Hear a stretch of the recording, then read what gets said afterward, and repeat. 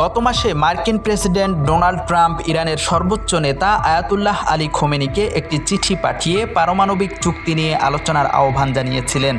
এ সময় তিনি ইরানকে সতর্ক করে দিয়ে বলেন, এই কূটনৈতিক আলোচনা ব্যর্থ হলে সামরিক পদক্ষেপ নেওয়া হবে। তবে ট্রাম্পের হুমকির পরও তার আলোচনার প্রস্তাব প্রত্যাখ্যান করেছে ইরান। বার্তা সংস্থা এএফপির প্রতিবেদন থেকে এ তথ্য জানা গেছে। গত বৃহস্পতিবার ট্রাম্প বলেন, তিনি ইরানের সঙ্গে সরাসরি আলোচনা করতে চান। তার মতে এটি দ্রুততর হবে এবং মধ্যস্থতাকারীর মাধ্যমে যাওয়ার চেয়ে সরাসরি আলোচনা বেশি ফলপ্রসূ হবে।